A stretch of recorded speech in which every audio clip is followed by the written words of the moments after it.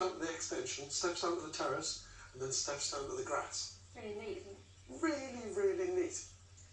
There's no question about that even looking like a normal extension, isn't there? There's nothing half-hearted about Chris's scheme, but Lucas and Hayley jumped on board right from the start, and the result is an outstanding contemporary home which is as functional as it is beautiful. Chris has created perfectly thought-out spaces with impeccable architectural finishes, from the recessed skirtings to the architraves and circular handles throughout, all details that elevate it from the norm.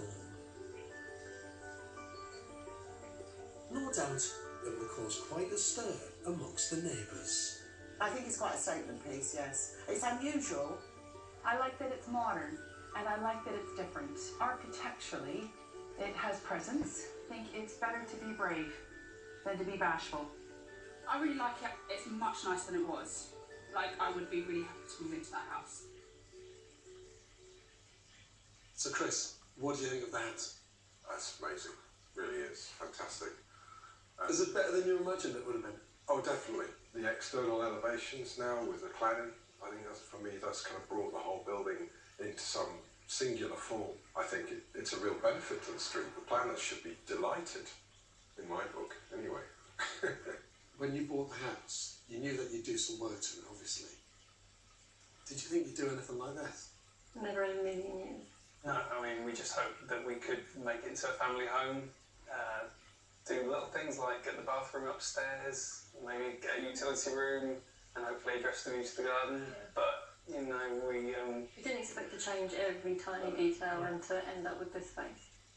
And how brave do you think the guys were in doing this? Very brave. The energy and thoughtfulness that they've both displayed in terms of taking on such a large project, and every single surface has changed. This building looks completely new. Chris's team have given us ideas that we would have never dreamt up. And those little things are the most special things about the house that will change the way we live and change the way we enjoy the spaces.